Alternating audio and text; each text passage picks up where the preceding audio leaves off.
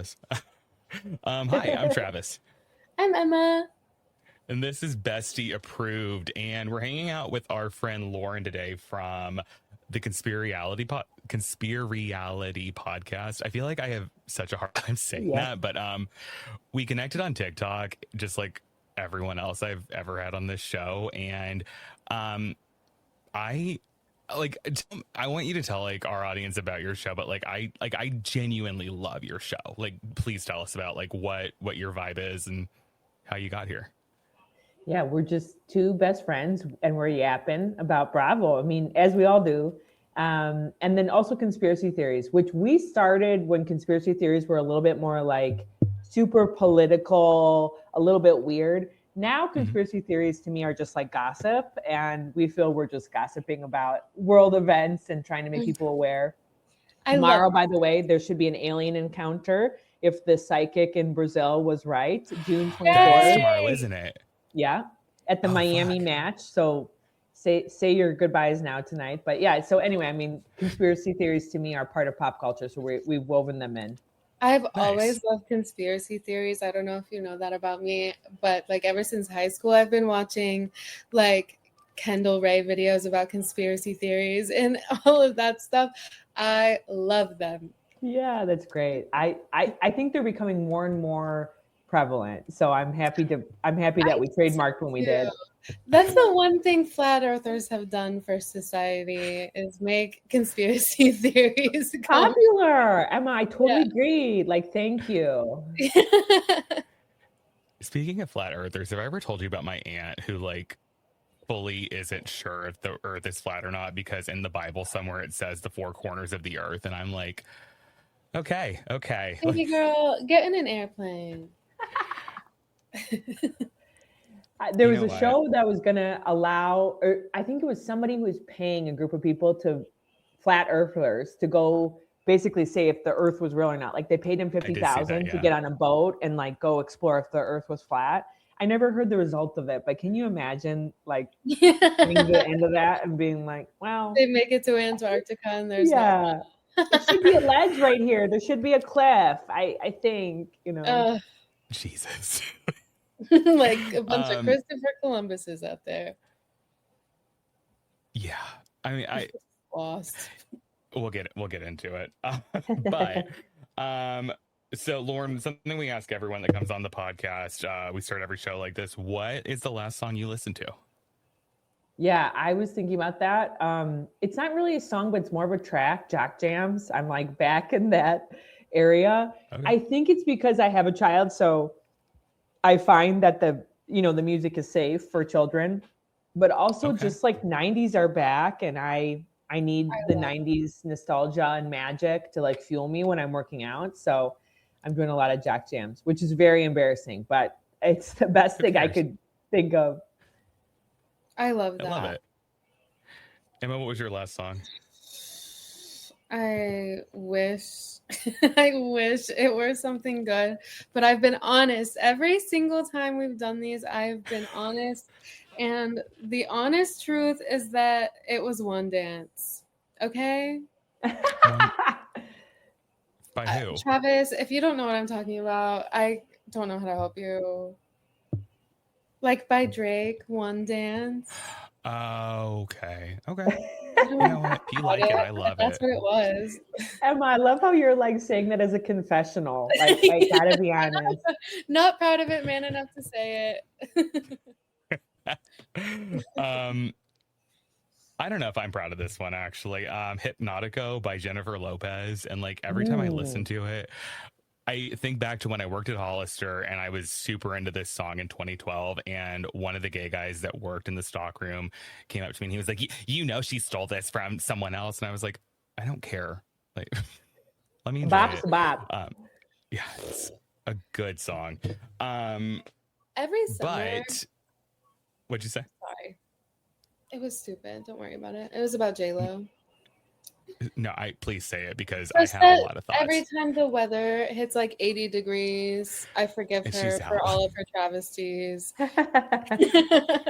Did you ever watch the that documentary she did where she was like, oh, gonna mess up my hair, like because that's what we do in the Bronx. And I was like, Jennifer, That's how we You do went it in to- the Bronx. Yeah. you went to Juilliard. Like, Okay, Jenny from the block. Right. oh my God. And then there's like the song with, was it Fat Joe that she said the N-word in, but like it wasn't actually her singing She it. So it was did? okay. I didn't even know But that. it was Nicole Scherzinger. Oh my God. What? I thought it was, I'm pretty Was sure. it? I'm like almost positive that's who it was. Yeah. ooh, well, after recent events, I don't think she can say that. She doesn't get the pass.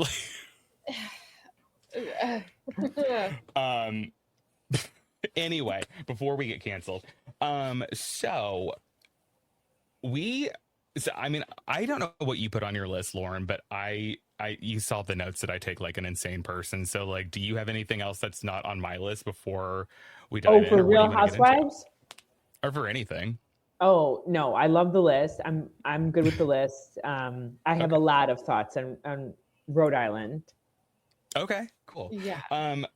I have a couple of other things before we dive into Rhode Island. And I went back and forth about talking about this one, but I didn't want to let it die. So, Lauren, did you watch the original Real Housewives of New York? Like, before they yeah. recast And it? Travis, I know exactly where you're going on this. I have so many thoughts. Like 100%. I grew up on those ladies.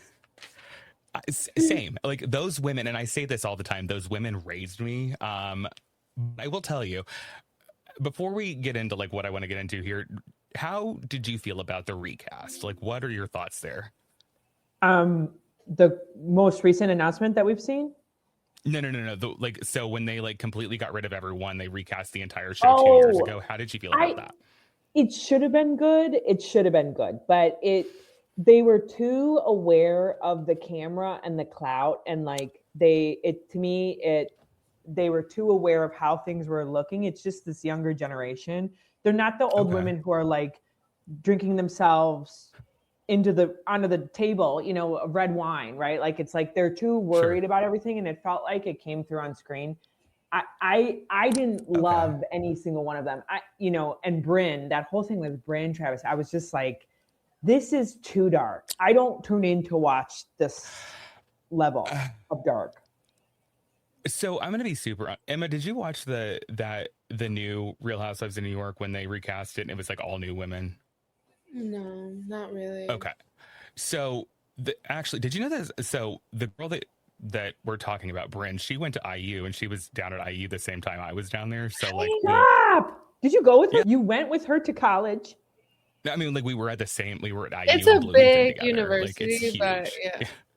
Oh my God. But yeah, I think she was in like a biology program and I was in Kelly. So like we never would have crossed paths. But, Kelly means nothing. I'm sorry. I just assume everyone knows what Kelly is. So yeah, I was in the business school. She was in a science school. So we never would have crossed paths. But yeah, we were at IU at the same time. But I would be telling people we were best friends if I were you. Not after what went down. Seriously, but drop the tea, Travis. Was she always as thin as what she is now? Like I know we crossed paths on like Instagram at one point, like when it was still brand new. Like she's always been very, very, very pretty. Like she's beautiful. I think she's beautiful. Yeah. What went down with her at the end. So the long and short of it for Emma and anyone that doesn't know. So I guess at the end of the last season, the most recent season of New York, and like I don't know if I fully understand what went down, but like she said that she told Uba that she had been sexually assaulted, and I guess was she saying Uba wasn't like taking it seriously? I guess I don't understand why Uba melted down the way she did, because like I'm still having trouble with that. Yeah, there's implication. I think that Brynn had told Uba, and then Uba had said some offensive things or was making jokes about it, and Brynn was really taking offense to it. And then Uba lost her mind because she realized, again, on national TV, that she didn't want to have this image of somebody who is making offensive jokes. And Brynn reveals off camera to all the women that she doesn't remember actually telling Uba what happened or something along those lines. And so Brynn admits off camera that she actually didn't tell Uba, and Uba wasn't a liar and isn't this like, you know, super dark figure who makes fun of sexual assault. And that's kind of where it landed or ended. It was, I mean, it was like the weirdest thing. It did end very weird. Okay, so that, I guess that makes so much more sense now that you're saying that, because I was like, I just thought they were fighting. Like, I didn't understand what they were fighting about. But this group of women, I did like the group of women because I felt like it was more representative of New York. It was agreed, not Ramona Singer and Luann de Lesseps, who I'm going to be honest, I used to really, really love Luann, and I don't know what happened to her. Like, I like when she was messy. I like when she got arrested for telling the cop that she was going to kill him. I like all of that. I don't know what happened to her, that like something shifted where she's not the same person that we fell in love with. The situation with Sonia Morgan, I think, got sad to watch at a certain point, because I was like, oh, we're watching a woman like who can't keep the wheels on. And then like Dorinda always having her blow-ups, even though I love Dorinda Medley. Like, there was like, that show needed to be recast, and like I think I'm going to be saying the exact same thing about Orange County now that Vicky's back on, because I can't stand her. I agree. What year was this about? It was last year. Yeah, it was like within the last year and a half. That's what I thought. Okay. And Travis, let's be clear. Dorinda was an alcoholic, like fully an alcoholic. I think Sonia was too. I think Luann was, and went to jail for it and came out. Every single one of them had a drinking problem. But this is the thing, is like, this is New York. Like, that people just have drinking problems, and like that it's so common in New York. I'm so serious. But like, if you can keep it together and you can have fun, it's great. But like, I mean, the thing that I kept coming back to with like the old crew was the way they treated Tinsley there at the end, where she was young, she was pretty, and she was going to get bullied within an inch of her life, to the point where she just left the show. And like, it's just where I'm not interested in watching it anymore. So I did like the recast, but all that to say, Carole Radziwill is coming back as a friend of this coming season. And this is all in the wake of the Epstein files partially being released. I don't have time to get into like that whole situation today, because I'm still mad about that. But Carole Radziwill is coming back as a friend of, and so she's not holding an apple. She doesn't have a tagline, but apparently she was in every single episode, because they've wrapped filming, but they're still doing confessionals at this point. And this is also in the wake of finding out that she used to be, I don't know how close they were, but if you Google Carole Radziwill, Ghislene Maxwell, there's 20 pictures of them together on Getty Images. It's the first thing that comes up. So they were close at one point. They were friends, and Ghislene Maxwell actually took the headshot that was in the front of Carole's book that she wrote about her husband that passed. And I feel very conflicted about this. So like, just as a baseline right now, how are we feeling about someone who's named in the Epstein files being on Real Housewives in a leading role, not a leading role, but and Carole, so I totally agree with everything Travis was saying. Carole, by the way, she also, I think, had some comments that she would never return as a Real Housewife. I think this is a very obvious play in Bravo production to try and bring back some of the OGs. As you guys know, they can't bring back Luann, Ramona, Sonia, all the Jill Zarin, right? Because all of them went to a new network. So this is, Jill Zarin got fired, so. Oh, they got fired. Jill Zarin got fired. But did you see, Travis, that they all signed with a new network? They took their show and they basically went to like a new network. So Carole was the only one that didn't do that. To me, this feels like a very empty like gesture to try and infuse the old magic. And so who was left? Carole was left. I think it's despicable to give people platforms that are like in or related to the Epstein files. And here's the thing. So like, I did a fairly deep dive on this. So she spoke to the New York Times and she said like, yeah, I'm going back to Real Housewives. And I like, it's kind of scary to do something that like I was such a big part of. And I was like, no, you weren't. First of all, like I do not like think of any season and think of like, oh yeah, that was Carole's season. I'll start there. But no. No. But she did talk, I mean, she did, you know, acknowledge the fact in the New York Times interview that she was friends with her for the first half of the early 2000s. They ran around together. They went to parties together. She also says that she never directly met Jeffrey Epstein, but she like was in the same rooms as him at times because they ran in the same social circles. I mean, she married into the Kennedy family, so like I'll buy that. But like, and I also do want to acknowledge, I don't think that just because Carole Radziwill is named in the Epstein files as just a name, and she was friends with Ghislene Maxwell, she says she had no idea that anything was going on, which maybe, but like I don't think that just the association immediately makes her guilty. The thing that I'm having an issue with, though, is Sai De Silva, one of the new housewives, would not let up off of her. Like, I mean, and that's what she talked about, like in an interview with TMZ, where she said, yeah, like I felt like I needed to talk about it because I have children and this is important. So I'm going to say I'm very proud of Sai for doing that. I think Carole owes it to the platform, to the group of women that she's interacting with, to say, hey, I didn't know, I hate that this happened, and like, how do we go from here and to get to a place where you can trust me? But like, Carole's not going to do that because Carole sucks. Like, she just sucks. Sucks. First of all, yeah, sorry, Emma, you go. Sorry, I didn't mean to cut you off. She's already lying, right? She's already lying. You're at a party with your friend and her boyfriend, fiance, husband, whatever, and you're going to tell me you never met him directly. In what world is that true?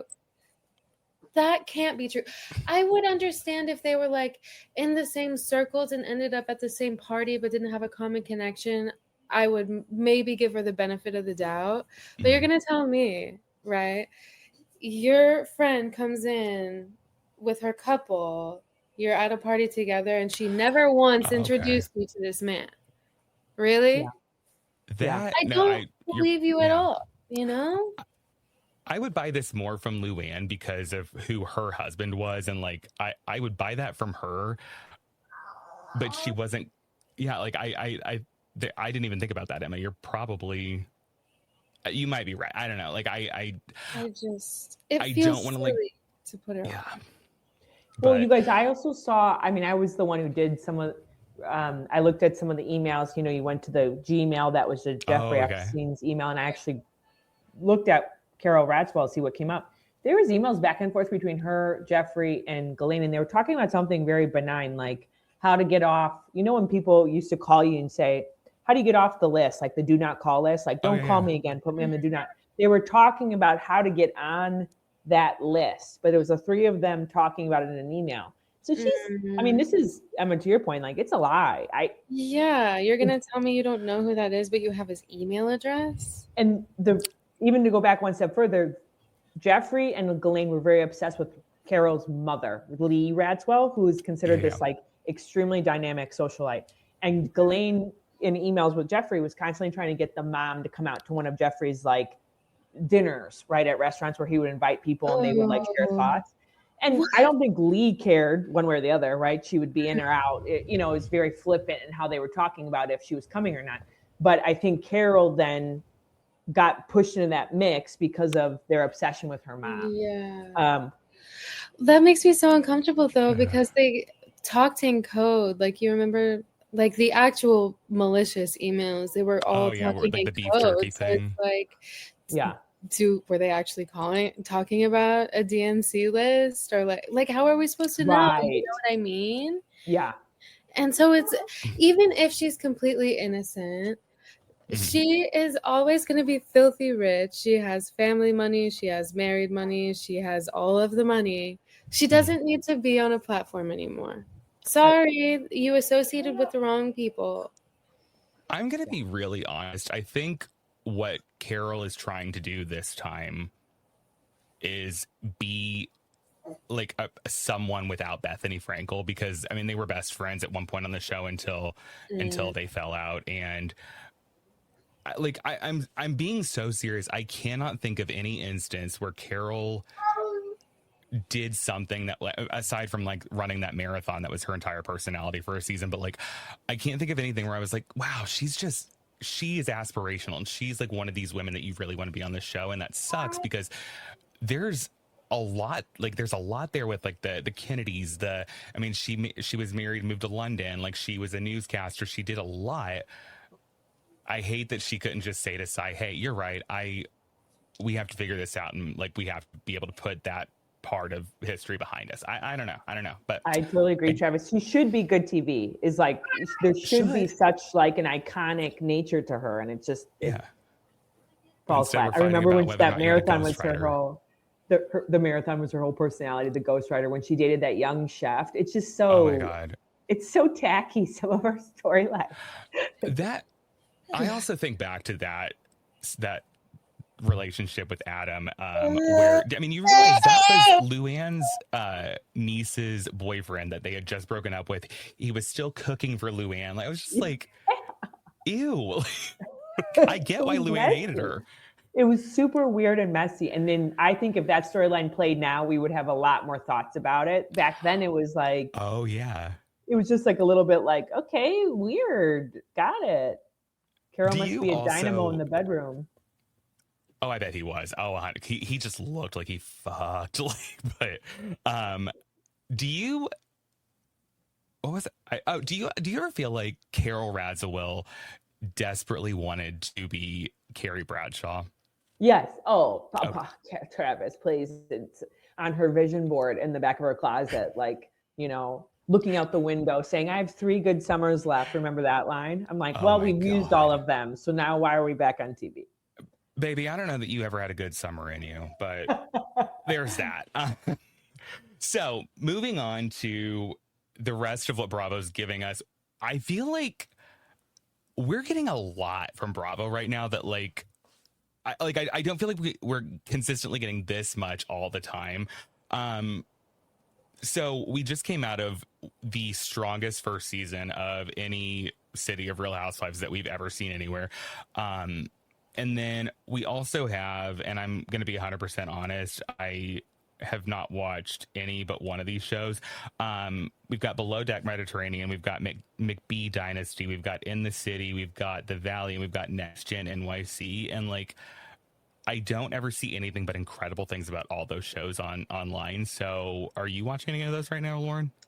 Next Gen is very good. It's very Gossip Girl. It's like you like kind of the private school, boarding school, a little bit older than that, of course, but vibes like that. That's good. It's the daughters and sons of a lot of the Real Housewives. Mm-hmm. It has very much like going off to college, and then all of a sudden, like, you see your parent. You'll see Brooks's mom. What is her name on Salt Lake? Meredith, thank you. You'll see Meredith pop in. You'll see Kim pop in. And you're like, oh my God, Meredith and Seth, you know, and they'll pop in to visit their kids in New York.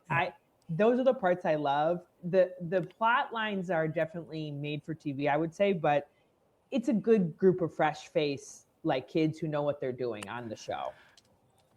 Can I be so honest with you? And like, I'm going to get flack for saying this.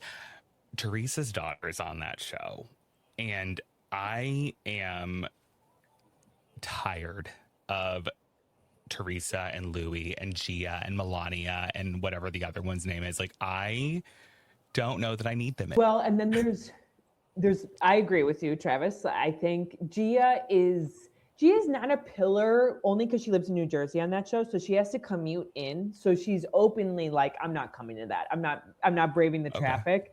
So she's not like a main protagonist, I would say. I think her name is Ariana Bierman, Kim's daughter, is the main character, I would say, as well as Candy Burris' daughter. But they're a good time. They know, let me say it like this. They know what needs to happen to make good TV because they've watched their parents. So if anything, you know, Gia, you give Gia props in that way. Like, she knows what it takes to make like a dramatic season. I bet she does. Yes. I feel bad, and I think I've come to this point, like I was talking about with like Luann and Ramona and everyone, where you couldn't tell me Teresa Giudice was not like God's gift to Italians in reality TV in like 2009. Right.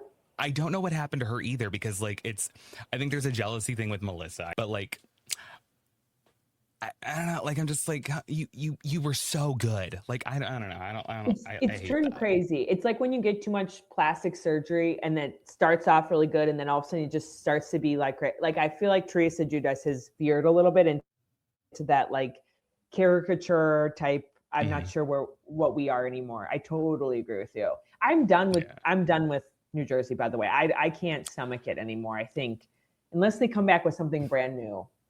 They're not going to. Like, that's the thing. That show is, as long as Teresa and Melissa, and like, here's the thing, I really, really like Melissa. Scott and Jeff from Husbands Watching Housewives have met Melissa, and she apparently is like just one of the kindest, coolest people you'll ever meet. Like, as long as both of them are part of that show, like, it is never going to get back off the ground, because like they can't get out of their own way. And like, that sucks, because I think that watching the messy drama is like fun, but I think that there's like a deep family wound between the Gorgas and the Giudices that like they need to figure out, because it's sad. It's really sad. Agreed. And it's like, so what are we supposed to do? Watch either them fighting for the 11th billionth time or performative acting that they're back friends, it's like, which one is worse at this point? And like, I think back to, because Siggy Flicker, I think like, say what you will about her, she was a nightmare, but she was good TV. Dolores Catania, like that woman, like I worship the ground she walks on, but like if those women can't save that show, I don't know what can. Truly. Yeah. Oh my gosh. Yeah. I love it. I totally agree with you.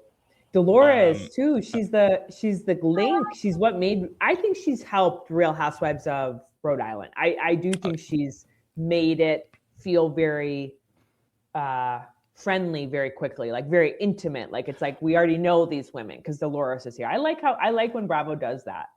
I do too. And like do you remember it was very early in the season of Rhode Island where they were all like on the train tracks or whatever, and I think Alicia was like getting into a knockdown drag out fight with Kelsey, and like they cut to Dolores, and like you could just see like it was a look of like, this is going to be a good show on Dolores's face. I think about that constantly.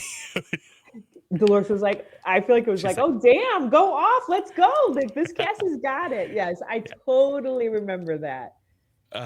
But two other quick things, and like I'll put this in the show notes as well.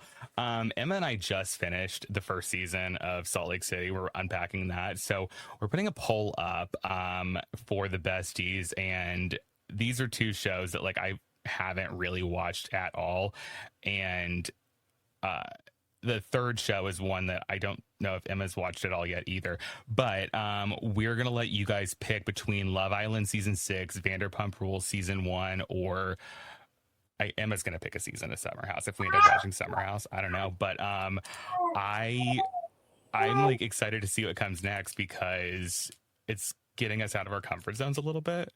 So yeah, that poll's going up. And then, it just came off mute. What do you... I keep trying to. Perfect. I was gonna talk about the culture awards because they were so fun and funky fresh. There's nothing really to say. If you like Bravo, you'll like it. It's silly, goofy fun.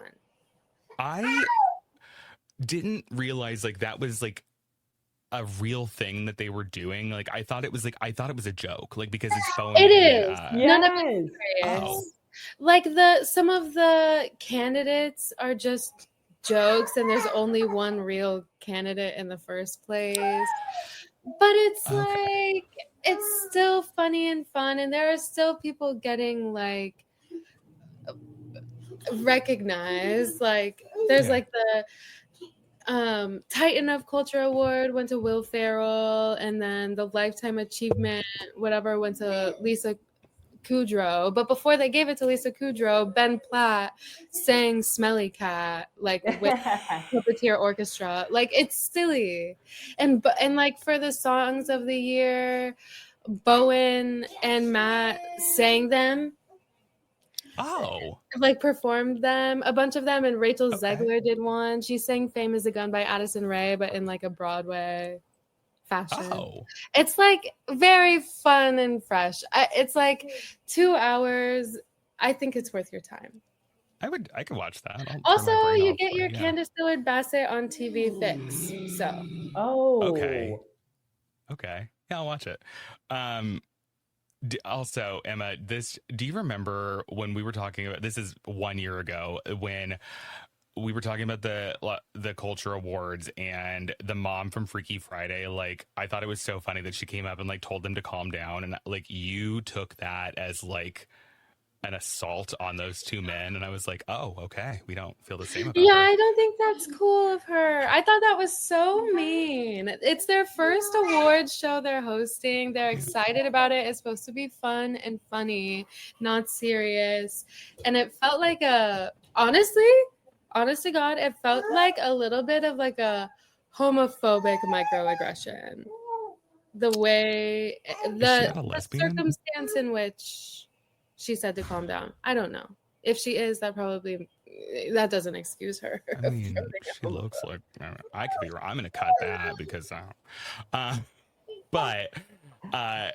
the only other thing I have before we get into Real Houses of Rhode Island. So this season of Atlanta is so good. Like, I cannot get enough of it. I think this group of women in my favorite city in the United States is like really showing up to work. But I was talking to Jeff and Scott from Husbands Watching Housewives, and I was like, yeah, I didn't watch last season of Atlanta at all. And so I was like, I'm going to go back like over the next couple of weeks and go back and watch it. And boy, oh boy, was I in for a treat, because these women don't care about anything. And I have something I'm going to throw up on the screen real quick, because this has become my new vocal stem, because this was a very serious conversation that two women were having at a... Want are real answers about Brit's past. That's it. Did you ever sell it? Did I ever? The cat. No, I did not. I didn't. Have you done for it? Did you ever sell the cat? On national TV, mind you. Okay, I gotta go. Sorry. I mean, I love it. I love that that's being talked about. I have, for some reason, lost track on Atlanta of like who's where. I used to be a big into like the Nene days, and then even the Phaedra days. But then I lost track a little bit of it. I got to go back and watch. That's so funny. Oh, and I'm telling you, I think Shamia. I like her this season. Shamia last season, though, like, she is just hysterically funny. Angela Oakley, like, doesn't care about anything. Like, these women, I'm like, this is why we watch Atlanta. Like, this is good. Oh, they're so good. Travis, what's your thoughts on Drew? Like, is that her name? Drew Sidora. Yeah, the one that was just asking if she sells the cat. Yeah. I love her. I think she's hysterical. I think that she is not always completely forthright with the other women, and I think that's where she gets into trouble. Yes. But I think if she could just be honest and like just say, yeah, like I am dating this guy Black. My ex-husband's living in the basement. It's weird. It's uncomfortable. It's fine. I like her. I really, really like Drew Sidora. Like, and I think she is, her mannerisms, the way that she makes fun of people, she's hysterical. I can't get enough of her. So she divorced her husband fully. Like, they're fully broken up. Yeah, and they're like, he's living in the basement. Yeah. It's so funny. I think you could do something in life where if you see a housewife that is overplaying their relationship, like over dramatizing how much they're in love, and then did a little metric of how long after did they get divorced, I feel like Drew would fall into that, where she was so lovey-dovey with her husband, like season 1 that she was on, season 2, and then all of a sudden it's like, nope, divorce. Maybe I don't remember this season, the first season that she was on, because like the season that I'm going back and watch, so last season, that's the first time I've heard her name before. That's the first time I've ever actually seen her on TV. So like, I didn't realize she was on before this. I think she was on, I'm looking it up. I think she was on Sedora joins. She might have been not one of the main, specifically 2020 she joined. Okay. Because she and Shamia were friends of Portia, I think. Yes. Okay. But no, this holds up in a way that like I don't remember a bad season of Atlanta the way like you can come up with one from most of the other cities. Like Atlanta is consistently Beverly Hills, delivering. constantly Beverly Hills, just the last 4 seasons. I couldn't make it through this last season of Beverly Hills, and I feel bad about that because you've got in Beverly Hills you've got Kyle Richards, like if you get into the whole thing with that family and Big Kathy, and like you actually let them be honest about like their trauma there, I wouldn't be able to get enough of that. I can't sit through it anymore. I'm not interested in it. I feel bad because like the last time I enjoyed it was when Lisa Vanderpump was on that show.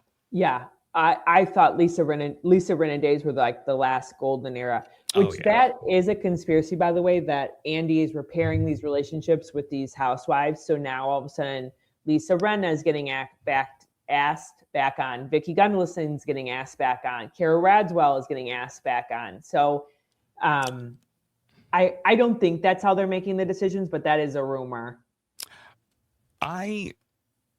If Lisa Rinna comes back, like maybe I would like to see her and Eileen Davidson back again. Yes. I think they were good TV. Yes. But I'm so sick and tired of Kyle Richards like not giving anything and then like just being a nightmare. Like she sucks. Like she sucks so bad. But I agree. I think she's too much of a darling of Bravo. She knows too much of what needs to happen. She's overproducing it. They need to have term limits. If you've had more than 7 seasons, like you're done. Go have a podcast. You're enough famous at that point, you know? So I can be fine with these housewives, like Tamra Judge, who has been on Orange County, and like she is admittedly at times she's an absolute nightmare, but like I don't ever want to stop watching her, if that makes sense. Like the everyone in Miami who like, I mean, I can't stand Larsa Pippen, but like she makes pretty good TV. Sure, yes. Like if you're willing to show up and give something, you can stay on as long as you want. Like, and as long as like your storyline is not, I don't know if I'm going to get divorced, and then like you're still going out to clubs and like you're still being photographed holding Mauricio's hand. Like, I don't want to see it. Yeah, right. And let's be real. I mean, she literally came out on the show, and we don't get to talk about that with her. Like, I think that would be hugely impactful for a lot of people to be able to hear her talk about that, coming from the family, even the Beverly Hills area, right? Like all of it. Part of me is like, I think she did probably like have a bi escapade with Morgan Wade. Yeah. Maybe. And that's cool. And that's fine. Like you're a late in life lesbian. I think that's really cool. Like that you're able to discover that. The way that entire situation was handled though, where it's like, I could go Brad, I could go Angelina. Shut up. I don't want to stop. You found that to be very like shallow and material, like kind of like the wrong way of coming out. Not even that. It's like, I don't think she's being honest. That's the problem. Is like, I think she's saying that because I think America saw her make out with a woman in that music video, and she's like, well, I guess I have to pretend. And like, I don't know. It's just, I don't know. And like I feel bad because I feel like Bose can't shine as much as she probably should be able to on that show. Like, I think Bose is incredible. I think that she's got a rough cast that she's working with. Like, Erica Jane and Bose are really the only two that I'm like interested in watching anymore. Yeah, agree with you. Erica Jane's going to be in Indy in August with Kesha, and I'm so excited to see her, by the way. Like, oh, is she touring with her? Is she DJing now or singing? Because you know she's a DJ too. I think she's singing because the last year when I went to Kesha, they just put on a very, very gay show, and that's what Erica Jane is showing up to do. So Okay. I'm very excited for August in Noblesville. I think it's going to be really cool. It's awesome. But the bulk of what we're here to talk about today is the part 1 of the Real Housewives of Rhode Island reunion. And I watched it live, and then I went back and rewatched it on Peacock. It's so much better uncensored. I have to be so real with you. Like this, whoever decided that like these reunions need to be uncensored, give them a Peabody. That's like, I love it. Right. But so, and I also took a ton of notes, but I mean, let's start with the set. I think, and this is a small note, but you can tell when Bravo production like really likes the cast or the storyline, because I feel like the set is super elaborate. I mean, sometimes those sets are misses in my mind. Like the Southern Hospitality reunion, it was just like a copycat of Leva's restaurant. But this one, I felt like there was like levels to it, and it had like not running water, but kind of fake running water in it. Out on a dock. I was like, dang! There was sparkles in the water that I saw. I'm like, whoa! This production team is like going for it. And so, yeah, you go. I was gonna say I liked the colors. Like I liked the blue on everyone. I think they all looked really, really good. I saw a lot on TikTok where they were like, oh, they look like they're going to prom, but I liked all of their outfits. I agree. I think the nose is hugely distracting, Travis. Like the Rula nose is hard for me to look anywhere else. Like I am shocked by that nose. I think, and this is, so I've talked about it on the podcast before. I've had 2 nose jobs, and I fear going back to get the third one, because I'm like, once you start to like go a little too far with it, you can't come back from it. And I think that's where we're at with her. And the thing that I struggle with Rula is she was perfect to begin with. She didn't need to change a single thing. Beautiful. So hot, like just obnoxiously attractive. And she did the thing. She did the good old nose job, and and then Alicia's line of, well, Brian likes it because he's sleeping with a brand new woman. Oh my God. Water was spitting out of my mouth at that point. I was like, no, she did not say that. Or who said that? Joe Ellen said it, I think, not Alicia. Either way, I was like, holy moly. Ooh, Rula. But she's not wrong. No, I know. Well, also, what was your thoughts of Rula's positioning on the couch? Like, she's second. I feel like we've never seen a housewife do so little and get so much recognition for their season. The whole thing with Rula is, you know, she was supposed to be a friend of originally, like, and the whole thing with Brian became so big that I think they just said, here, take a clam or whatever we're giving these women. And oh, interesting. That's a hot take. I think that like she was thrust into it. And I mean, to be fair, she had one of the biggest storylines across the whole season. Like, I mean, she did absolutely nothing, and she was in the bed for half of it. But I mean, also, like, and this probably isn't the best take to have. She was humiliated by her husband on national television for being a trash man. And I would give it to her. Just give her the first seat if you want, honestly. Like, I'd be fine with it. Yeah, seriously. But it seems like she has acknowledged the fact that she maybe hasn't played a huge role other than that. And she is now chirping constantly. I don't know if you caught that. It's like everything is like, Joellen, shut up, Joellen. It's like, Rula, this is, I think, a little too late, in my opinion. Like, it feels very performative to like now be like chirping at everybody.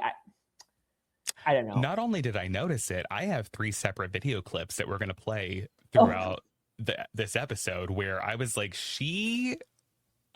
I didn't know she had this personality in her. Like, this is like my aunts from Kentucky that like I'm talking to right now. Like, I know exactly. Yes, I know exactly what you're talking about. I totally get it. I want to take a second to acknowledge Alicia, who I don't think we're getting an act with her. I don't think we're getting anything other than she loves a cracker, she loves a horse, she loves being there, and she's just happy to be there. I love her so much, and like I would protect her with my life. Like I didn't need her to do anything other than exactly what she was doing. Yeah. Now, one of the things I wanted to ask you about is there's a rumor, I saw this just recently, there's a rumor going around online that you're not homeless whole storyline was a little bit of producer bait where they put Joe Ellen up to kind of talking about it in the car, which by the way, that car ride was 30 minutes only.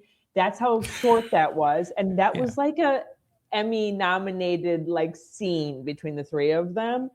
And apparently it's obvious to people who catch it that Liz during that entire scene is like trying to suggest that Joe Ellen is setting her up via production. Like production said, you got to talk about it in the car.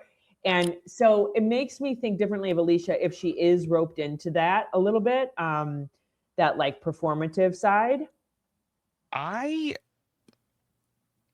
So I know that Liz, I'm going to be really honest with you. I think Liz might be a little bit paranoid at times. Like, I think she feels like these other women are like maybe conspiring against her more, like kind of like K. Michelle on Atlanta, where it's like, I don't know where it's coming from. I want to believe that everything we got from Joe Ellen was just Joe Ellen being Joe Ellen. I don't want to believe that production put her up to it, because she stands on her own so well. But I mean, Liz did talk about that, and Joe Ellen was like, I have no idea what you're talking about. And I believe Joe Ellen. I don't have any reason not to. I agree. And first of all, Joe Ellen, can we just say, I've never seen somebody in their lives who has changed their hairstyle and like went back in age by like 10 years. Like that hairstyle was aging her like 30. Travis, she's our age. Yeah. I think you're about the same age as me. And she looked like she was like mid 40s, almost 50. I felt like with that hair. And now the hair is longer and kind of more like dropped out, a little more wavy, less barrel curl. And I'm like, you are a hottie, Joe Ellen. You're beautiful. I didn't notice it specifically with the hair, but like from day one, I thought Joe Ellen was one of the hottest housewives like on Rhode Island. Like I totally agree. So hot. And that her husband, oh my God, I don't shut up about Gary. Just, oh my God. Love him. Anyway. So the one storyline I do need to like be done with is this 8,000 square foot house. Like this came up so quickly, and I'm begging for this storyline to be over, because I don't care. I do not care that you're adding on to what was originally a lake house. I don't care that your Frank Sinatra husband is putting the foundation in Bound to Rock. I don't care, because I feel like you're too defensive over it, and it's weird. It's weird how mean you get about it. I don't know. I totally agree. And the other thing with Rosie, which I don't know if you follow Dave Portnoy at all. He's kind of a old Jewish guy in Barstool Sports. He was making me aware of this, and now I'm like very tracking all of the gossip associated with it. But Rosie and that the coach, that's the real storyline of Rosie, the affair with the coach. And I thought they dropped one of the biggest bombs possible on the reunion when I don't forget who it was, but they said you were in the police report, Rosie. Like he got a DUI. Yeah, Joe Ellen said that. I do think Annie's a little asleep at the wheel, which we could talk about in a second at the screening, because I was gripping I was like, oh my God, if that police report exists, Travis, like this would blow it wide open for that whole entire rumor. But I guess my question is like,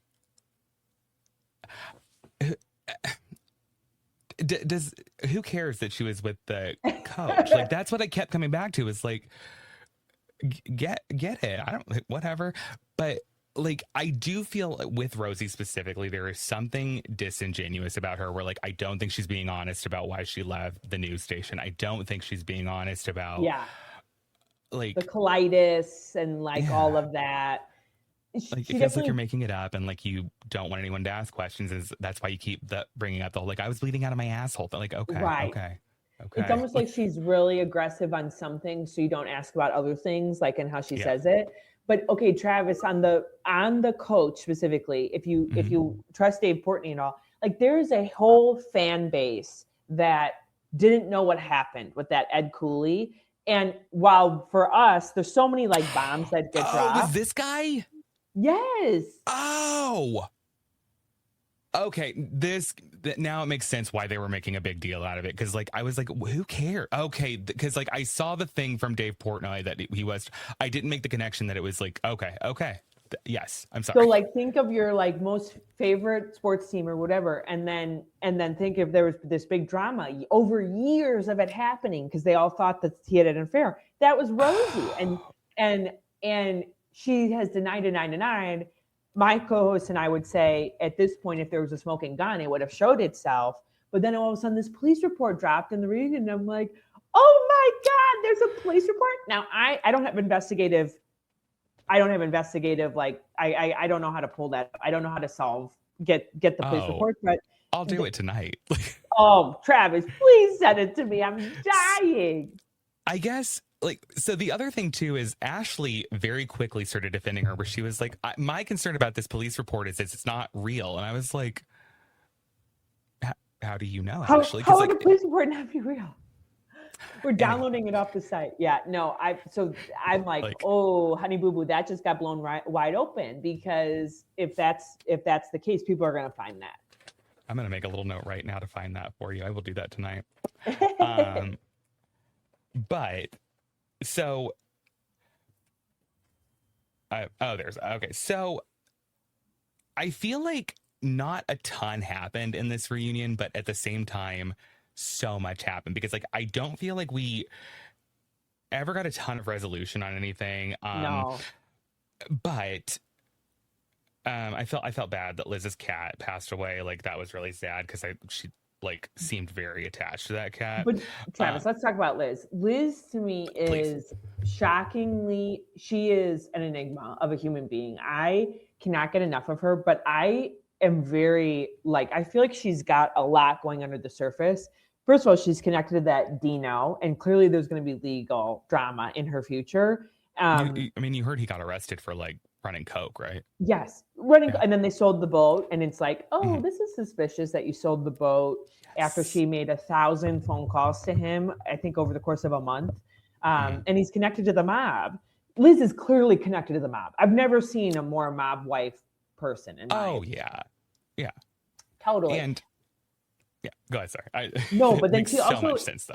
But then she also drops things like, I don't know, I wrote it down here, that she was tactile defensive. So that was her excuse of why she was mad that Joellen kept touching her. And I'm like, I had to Google tactile defensive, Travis. I'm like, what the F is this? Like, and I'm like, it's oh, an it makes excuse sense. given to you by a therapist. Yes, but that's the thing. It's like she pulls out these phrases or these words, and I'm like, wait, are you smart or not? I can't figure it out, because you give mob wife, like, protect the family, and then you also have like pull out words like tactile defensive, and I'm like, and then she was also hitting her vape. Did you see that? I did notice that. Like, here's the thing.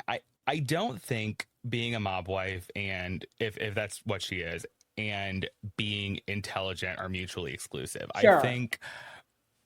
I think Liz, I'm going to be like, she just, I can't put my finger on why. Like, I look at her and I'm like, she's had a hard life. And I think that we're seeing like that project itself in maybe not the greatest of ways, but it's pretty damn entertaining when she's like out there like screaming at Joelle, and she's like, I got it. Like, I like, it was weird, but I can't get enough of that.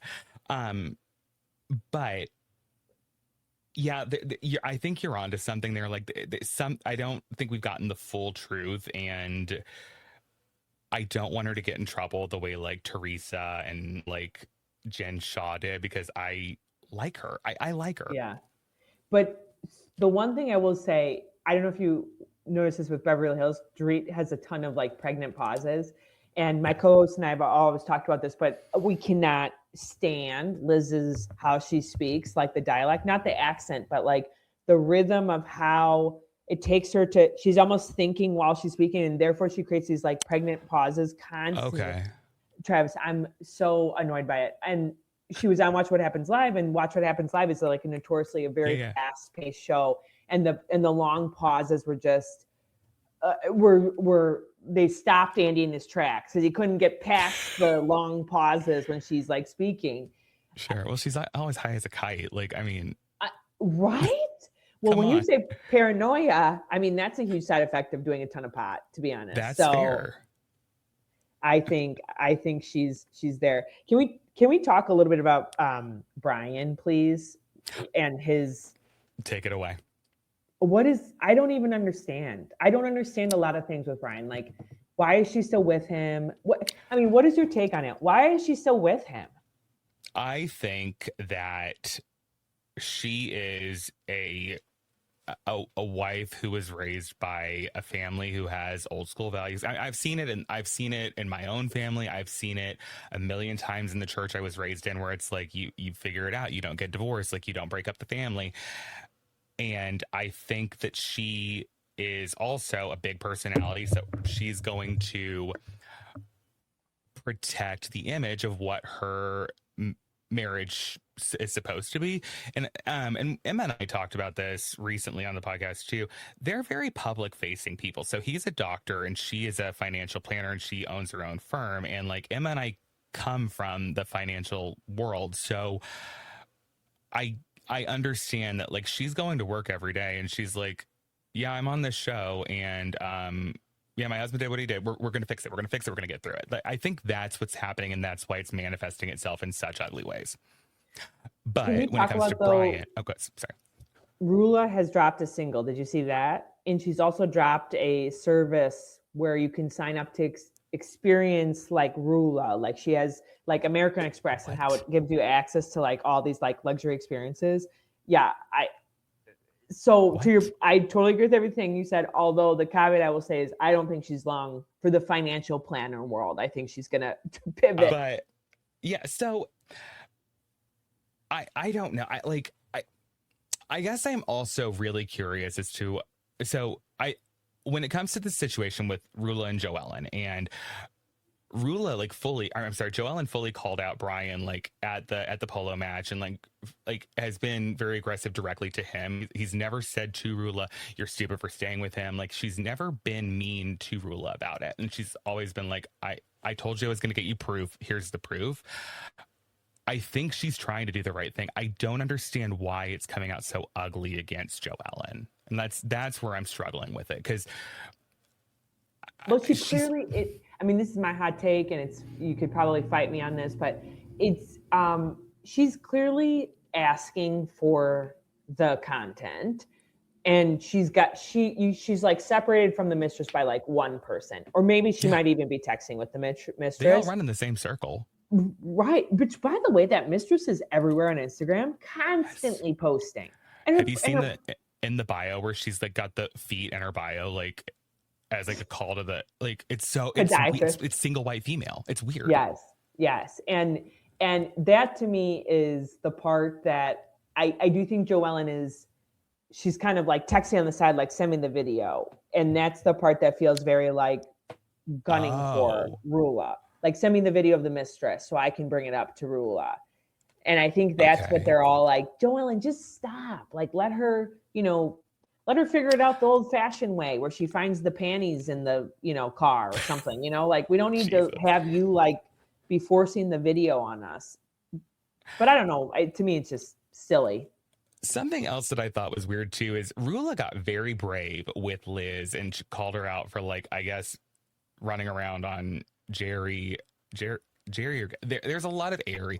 Anyway, running around on her husband, and the way that she was just like, yeah, like, I know you did it. Like, what's the problem?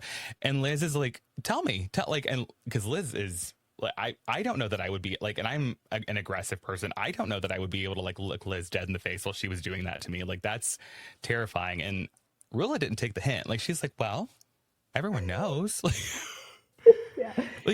But are you not looking at your own husband and saying that? Like, I don't.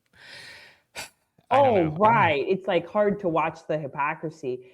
I think the interesting with Liz too, it's like that is how aggressive Liz is, that she, when confronted with a problem like that, she is like goes hard at it, right? That would make me very scared to have any sort of dialogue with her where it's like, you know, oh, you didn't do the dishes last night.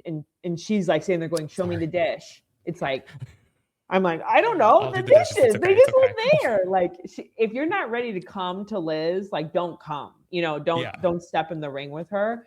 But it feels like Liz is hiding a lot of secrets. And Rula is not sitting there like, oh, Rula has no receipts of like, oh, you told me it. But she just, I mean, the Rhode Island community is small enough that I think she knows. And she's kind of trying to take a swipe at the queen. And the queen's like, how dare you? You know, like, that's how I read it. Okay. That actually, yeah, I'll buy that. I'll believe that.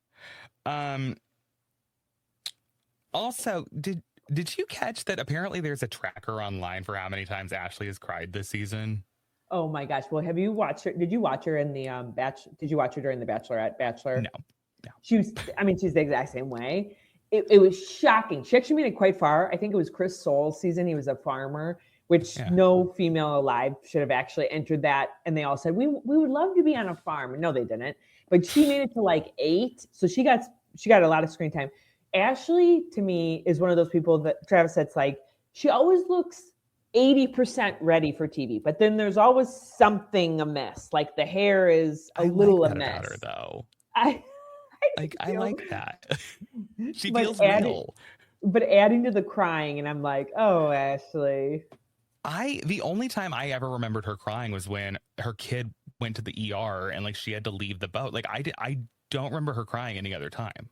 No, she cries constantly. She almost cried on. Did you see? She almost cried on the reunion. Like she got choked up talking about Rosie. That's fair. She did. Yeah.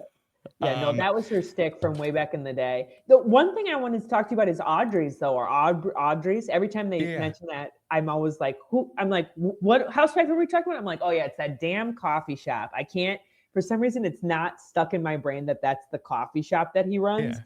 But I am very shocked that this seems so lowbrow for a housewife to have to be worried about their husband working 100 hours at a coffee shop that's making no money. So as an outsider looking in, because I recognize what this is, I feel like he has family money, or he's got like, he's okay without the coffee shop in general. And I think this is his passion project. I truly think that's what this is. It doesn't like, I think like if he wants to go to the coffee shop, let him go. Like, is it bothering you? You're making enough money out like with social media. Like they're very clearly not struggling for money. Like I also think it's one of those things that's like put on a little bit for the show where it's like, oh, he's working so much. And I'm like, I mean, to be fair, like people have said they go in there and he's like actually working behind the counter, which I do think is endearing, but like, I don't know. Like it felt like a non-storyline to me. I don't know. What do you think? Yeah. Well, to your point, it's like how many hours can you really spend brewing coffee? Like it's like 100 hours a week feels a little bit off. I just think the conundrum of this is they both been on reality TV before, and they were showing off their business, Audrey's. What did you think was going to happen, Ashley? Of course, people were going to go and go visit Audrey's. Like I'm ready to invite you to go to a road trip, Travis, where we go visit Audrey's and have some coffee. Sure. So it's like, and see Jared standing behind the counter. So this idea, I guess you're kind of hitting it, right? Like it seems a little manufactured that like, you know, Audrey's was a storyline, and the reality is like, but anything you put on this platform is going to do well after it's been on the platform. So you clearly wanted to kind of, you know, see what happened when you talked about your coffee shop. Right. Just funny to me that an ex-Bachelor contestant is like running a coffee shop and like can't quite get it to go. Similar to me in my podcast, by the way. I related on that. Baby, I'm right there with you. It's okay. It's passion projects that we can't get to kind of take off. Like I'm like, yeah, I get it, Jared. But then, so they also, I really quick, I want to, because you said Andy was phoning it in a little bit. I want to show everyone this gold from the, like, when they're taking a break. All right. We need to take a break. We'll be right back. Andy. Rula. I actually have Brian's surgery records for the day that alleged video was taken. His whole entire schedule, just so. Okay, well, we're taking a 5-minute break. Impossible. Yeah, okay, Joelle. Everybody can change a date on their dash and everything. Like, Andy could not be less interested in this. And like, okay, we're going to take a 5-minute break. Truly, Travis, he's getting tired. Andy's getting tired. You know what I mean? Like, I love him, but from Summer House, which was probably, I know you guys didn't watch that, but when you get to it, let me know. To these two reunions, like the reunions is where we want to get everything resolved. Like, and you got to chase every lead that you hear in the conversation if you're Andy, because that's where this is the moment. This is the moment to get it resolved. And like not chasing the police report comment, right? Where he wasn't following up on that. Not asking some of the harder hitting questions during Summer House. I'm like, he's tired. He's built such a good franchise, but I think he's getting tired. I think it's also these, like, I don't think anyone actually realizes, like, this is like a 12-hour day that Andy is sitting through, and he's done this 8 times already this year. I think I get it. Like, and I also like, if he's actually watching it as a viewer too, and he's just like, I don't care about this because I know it's not real. Like, I'll buy that. Sure. But I want to talk for a second about the comment that Rula made. So she announces that she has a copy of Ryan's trash surgery schedule from the day that video with his whore was taken, and Rula says you can easily change the time on your dashboard. I want to unpack that for a minute, because that was on Apple CarPlay. In order to go in and change the time on Apple CarPlay, you have to change it in your iPhone, and you have to like override the automatic time setting in there, which actually messes with like core functions of iOS. So like no one's doing that. Number one. Number two, you believe that like someone, I had it written down really perfectly. So you believe that Joellen's friend was willing to take that risk to like mess up her entire life with her data, her iMessage, her FaceTime, because it will break all of those things in iOS, to support this conspiracy theory against your marriage. That's one possible outcome in this. Or two, Brian's greasy ass went into his calendar app at his Ozempic foot clinic and made the date in question look like he was very booked and busy, and then he printed out his lies on a piece of paper to give it to you. Which one do you think, Rula, is more plausible? Also, he told Gary at the hotel on Blog Island the video was real. He said it to Gary. You just hit the nail on the head. That's how he's getting away with all of this, by the way, is he did have the affair. He admits to that, but it's the timing of when all this came down. And you're totally right. Like that's it. That's how he's getting away with all of this. And that's how he thinks it's coming across, is that it's like, I know I did have the affair. We've worked on it. And now this is all old content. Okay. So that's why they're hating on Joellen so much, is because he's like sitting there and he's saying, you're right, I had it, but we worked through it. And now Joellen's just digging up old content. And that's why, Travis, they're saying, I think that's why Brian actually said that date is manufactured. Like the video is real, but the date is manufactured, because he's saying, no, that did happen, but the date was much longer when I admitted to having the affair versus it's still going on and being today. So to your point, Rula doesn't even have the lie right, because Brian's saying, no, the video is real, but that was way back when I was having the affair, versus Rula's trying to say he wasn't even there. That's not him. It's like, no, Rula, that's just like, you're just dumb at that point. I literally wrote in my notes, like, I know she's smarter than this. I know she's better than this. And I want better for her. And Emma just texted me. She said she's still here. It's just incredibly loud. She thought Andy was telling Joellen and Rula to save it because they were going on a break. And he's also the hottest he's ever been. I don't disagree with that. Andy Cohen? Emma, I totally agree. he's literally, and he's got this new boyfriend now. I don't know if you guys have heard or seen that. Yeah, it's so annoying because I'm so jealous. He's like madly in love with the boyfriend. So I know. I think his priorities are starting to shift in life. You know, he's got those 2 kids and all of that. Oh, he wants to have a family. He's settling down, Andy. Yeah, he used to be way him more. And Joellen if he wants to. Yeah. Okay. I was going to say, speaking of Joellen, did you catch, by the way, that Joellen got left out of Mother's Day by her sister and her mom? I'm not shocked by that because we talked about the scene at the grandpa's house with the mom, and I think that Joellen really needed that to heal. And I think that Joellen's mom is a lot like my mom, and I get left out of a lot of stuff too. So stop, Travis. Yeah. We need to talk about that.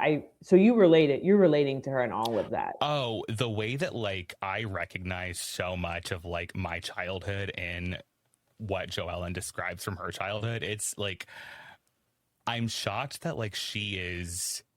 Actually, I'm not shocked she's like this because I'm exactly the same way where I'm like aggressive and I'm like I don't let things go. Like I get exactly where she's coming from, 100%. Yeah. And it sucks because it's like, I think that Joellen, like when they did the thing where it's like, I want to go forward from here. Cause I do believe that Joellen meant that. And I think she thought her mom was going to follow through on that. And it turned out to be like something super similar to what Whitney Rose went through in Salt Lake City, where it's like, I had the hope and here we are. Oh my God. I'm happy. Are you relieved that there's somebody on TV who is, you can kind of point to as a human and go, that I'm experiencing that, like almost like have a Cliff Note version for friends that maybe don't understand? No, I mean, I guess it's like, I'm not alone in the world in my experience. Cause I don't think my experience like with, you know, some of the stuff like from my childhood is unique at all. Like it's unfortunately, but, I guess it's like, it's interesting to see like how people like that turn out. And I'm just like, I'm not glad she went through it, but like, I'm just like, yeah, game recognizes game, I guess. I think her and that sister though, can we talk quickly about that? Sure. Something is off with the sister and her husband and Joellen. And I can't figure out what it is. For all of us Bravo fans where we've watched this for, I mean, I think we would all be experts, the amount of hours we've spent watching these shows. Sure. Doesn't something just strike you wrong with that sister? Yes. Or curious, I should say. Not wrong. There's something curious. Something about feels her. off, yeah. Yeah. It's like a couple things. I don't think she knows how to act on camera. I think that's why Joellen didn't make a big deal out of it. 2, I look at what the sister like flirting with Gary and like I literally put in my notes, I was like, I would be 1,000 times worse if I was in that scenario because I'm into Gary. So like I would throw myself at him too. I get it. Like I think it feels off because we're recognizing that like that's not really the behind that. It's just like they're on camera, it's awkward, they don't know, like it's like I don't know what to do with my hands right now. It's weird, but yeah, like I didn't read too much into it, honestly. Okay, but just going back to the Mother's Day thing, the sister not including Joellen on Mother's Day feels very flip-floppy in terms of how the sister is trying to be very aligned with Joellen now, and then all of a sudden and the sister's not even a mother, and she left Joellen out of Mother's Day. Like that to me just feels like there's a lot more going on than what we've gotten the glimpse of. I think she was picking the easier fight to have because it's like you don't want to fight with your mom. So I guess I'll have my sister be mad at me for a little bit. I guess that is her mother. Yeah. So she's celebrating her mother. And yeah, you're right. Okay. I'll drop it. It's the conspiracy inside me I'm like, there's something. No, here. I mean, I think that like, and again, like maybe I'm like just not thinking too much into it because I'm like, I did that last week. Like I know what happened. Like, right. But like, I do get where you're coming from. Like something does, it's like uncanny valley almost where it's like, I don't know what I'm looking at and it's weird. I get it. You're right. let's talk about Kelsey for 1 second, just to please, yeah, get through it. But the line of Rosie's line to Kelsey of the only coworker you've had is the girl in Florida. Did you hear that? I didn't. What was she talking about? She means the only girlfriend that Kelsey's. Oh. So Kelsey shares her boyfriend with the girl in Florida.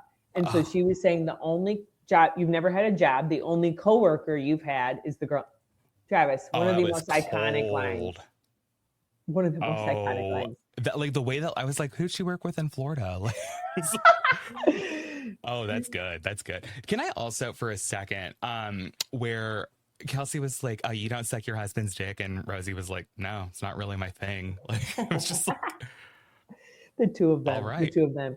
I do think Kelsey, between the two of them, I enjoy Rosie more than Kelsey, just because I think Kelsey is really giving me vibes of like Liz's lapdog. I never think that's a good look as a Real Housewife. I've never appreciated somebody who shows up and is like, oh, I'm going to just back Travis and support Travis because he's my very best friend. Yeah. I don't know if she knows anyone else in the cast though, right? Like, I think that's it. Yeah. True. Yeah. I'm trying to think. No. And frankly, I think if we could flip Kelsey, we would hear all of Liz's secrets because it seems like she holds a lot of them. Oh, the way that like that the thing like from the very first episode check out like from the ongoings thing, like I was like, oh, this is someone who has seen this a million times and she's just keep it moving. Yeah, I know exactly. What that is. Yeah. Like she's been on the coke run with Liz, as Dino has used their boat, something like that, right? The fact that she literally hooked up with Dino and he's like, getting all these charges. I'm like, there's so much more here. I cannot wait to watch it unfold. I wonder where all of the like ex's money comes from. Like, I wonder if there's any connection there. Like, because I mean, he was never home. So like, I mean, Miami is the coke capital of the world. So like, right. I don't know. Yeah. What's your thoughts? Just because we've not talked until this day, what are your thoughts on Kelsey like having him pay for everything? There's this school of two thoughts, right? Like that it's despicable that she's still having him pay for stuff, but also it's I don't think it's despicable at all. Why not? He has the money, and it's like they were together for 10 years, and she approached it like someone who went into a marriage with a prenup. I don't see a thing in the world wrong with it because I think they ended it amicably. I think that, I mean, if we're going to take it all at face value, because there is some talk behind the scenes about like they were broken up for 6 months before they started filming. So like I can argue both sides of that. I don't have a problem in the world with her getting her stuff paid for, because if he's not going to pay for it, another guy is. True. And because she saw it, like she can get anyone she wants. And I think that might have been part of his deal with her in the beginning. Like, it seems very much like they had a business deal to some extent. It was not just some entangled lovers, loving relationship. There was some element of like, if there was a contract in the background, I wouldn't be shocked. Not a prenup, but just like, this is how this is going to work. Sure. And I think as an older gentleman who's probably done really well, he was like, no, I want you around. I don't want you at a 9 to 5 or a 9 to 6. I want you around. So by default, she's like, okay, then I expect my finances to be taken care of, including if I move out, give her that runway or whatever. But also, something I will give the guy, because I do think that dynamic could become very, very toxic and very ugly very, very quick. The fact that he said, hey, you had like the tumor thing happen and I want to make sure you're still getting those 2 MRIs a year. I do, like, something in me was like, oh, he cares about her. Like, yeah, I agree. Like, that was lovely. Yeah. I totally agree. But then we go over to Liz trying to make it nice with Alicia about that homeless thing that did come back up. And like, I think she started to try and apologize, but like it went super left. And she like kept calling Joellen the devil. And like that, I don't know why that triggered me, but I was like, oh, why are you being so mean to my friend Joellen? I want her to be okay. Yeah. I think at the end of the day, Joellen, I think at the end of the day that Liz is not well liked by any of them. And it's going to keep unraveling, and it's Okay. it's manifesting in my mind as, you know, Joellen, like, you know, didn't kowtow to her, and now Liz is really mad about it. Liz is one of the most interesting people I've ever experienced, because I think she just has such an old, I hate to say it again, but mobster mentality of like where the loyalty should sit and whose ring you should kiss and on all of that. Something that I want desperately to happen before I die, I want to hang out with her and Dolores together, because I feel like it would heal something in me. Like I would love that. But like, so I'll be super honest. I kind of stopped paying attention until we got to the very, very end of their reunion. And I'm going to throw this one up on the screen too, because this is what I was talking about, where Rula turned into my aunts from Kentucky, and we're just gonna let's see it. Excuse. Rula, stop speaking. I don't even know who you are. This is a new cast member. Who are you? You're in 3 episodes. Shut the fuck up. Fuck you, Joel. I'll get to you in a minute. Knows who you are. Who are you? I'm way more important than you, bitch. Sit the fuck down. All I was gonna say, you are so nobody. great that you're finally speaking. You're nobody. Because you were in no episodes. You're nobody. You're a fucking slut. That's all you are. Okay, The whole honey. fucking thing. You know what? Okay, You know what? holy shit. Guess what? Your husband's a slut. Your husband's Fuck a you. slut. You sleep with doctors. You have it after my husband. you just got you your sleep face with done. Sit down. doctors. You cannot. I don't know what's bigger, your mouth or what's between your legs. I'm gonna break your fucking nose. Don't- Say no, she something, just got her Rilla. face You're done. You fucking can't. nuts. No, you all fucking know. You know? I want someone to look out for me the way that Alicia is looking out for Rula's face. Like, it's no. She's got her face done. You can't do. I love her so much, but like, I did not think that venom would come out of Rula, but like, I kind of like it, honestly. Yeah, I agree with you. I also, it's like, what accent have we turned into on this final scene? I love it. But it's, they all start to talk in this like really heavy accent. I'm like, oh my God, this is the fighting accent. This is the fighting. Oh yeah, it's like, it's the same thing that comes out when I'm in Kentucky with my family, and we all like, we get a little too mad. That's I'm telling you, like you like revert to this place of like really reptilian. It's like, your husband's a slut. I love it. The way that she was like, guess what? Like, I'm telling you right now, like, I don't know that we needed a 3-part reunion. Like, I'm glad that it's just a 2-part reunion. I think that they are going to pack so much into this. I'm sad that this season is over. Like, I love this show. It was a breath of fresh air.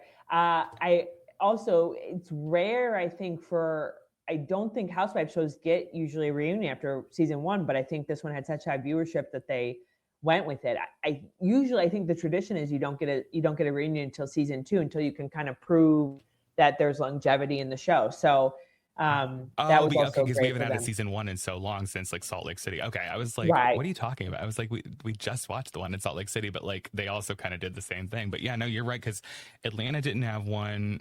Orange County had a backyard. Yeah, you're 100% right. Or they do it in the Watch What Happens live studio as well.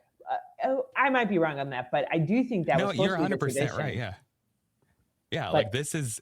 They knew that they had lightning in a bottle here, and I'm glad that like it was a short season. It was like we got just enough, and we didn't have a single filler episode either. Like that was also like, this is solid gold. I love it. Yeah, well, I love what they were so honest on the surface about all of their kind of dalliances and gossipy things, that it can only get better. You know, we're not dealing with little chit chat. How's the weather? We're dealing with, like, we already know about Joel Allen's past. We already know about Kelsey's past. We're not finding this stuff out. Like, we're through it. Now it's like, it can only get more fun, you know? Right. And I think that like when we come back for season 2, because like they've already started filming season 2, because like they wanted to make it happen quick.